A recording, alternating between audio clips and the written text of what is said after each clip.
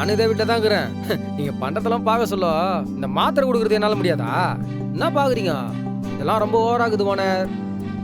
என்ன ஓவரு? சில நேரத்துல கேரட்ல இருப்ப, வேலை ஓவரா இருக்கும். மறந்துட கூடாதுல்ல. பாவம், அவர் ஃபேமிலி கூட இருந்தாலும் பரவாயில்ல. ஒத்த மனுஷன் தனியா நம்மள நம்பிதானே வந்திருக்காரு. நாம தானே அவரை நல்லா பாத்துக்கணும். அவருக்கு உறவுன்னு சொல்லிக்கிறதுக்கு நம்மள தவிர இங்க வேற யார் இருக்கா?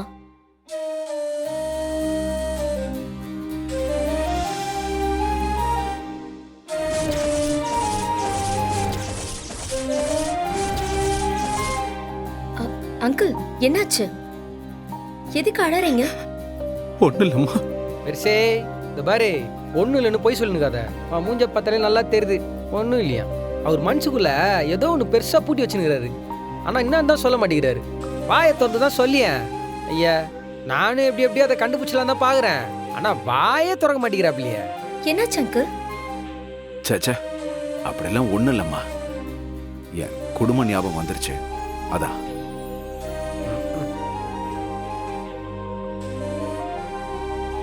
சரி, ஃபேமிலி எங்க இருக்குன்னு சொல்லுங்க. நம்பர் கொடுங்க, நான் பேசுறேன்.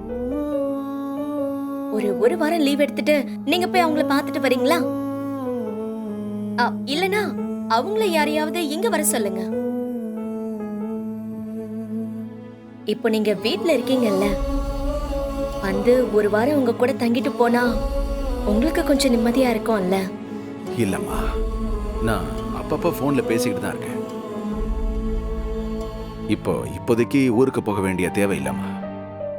என் சொந்தமெல்லாம் என்ன சுத்தி தானமா இருக்கு.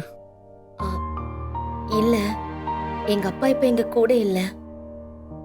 ஆனா அவரு எங்க கூட இருந்தா என்னெல்லாம் செய்வாரோ அது எல்லாமே நீங்க எங்களுக்கு செய்யறீங்க. நீங்க செஞ்ச உதவிய என்னைக்குமே நாங்க மறக்க மாட்டோம் அங்கிள்.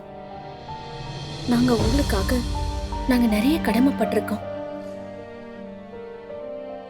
உங்களுக்கு என்ன வேணும்னாலும் என்கிட்ட தயங்காம கேளுங்க அங்கிள். உங்களை நல்லா பாத்துக்கிறது எங்க பொறுப்பு இல்லையா? எனக்கு இங்க ஒரு குறையும் இல்லம்மா.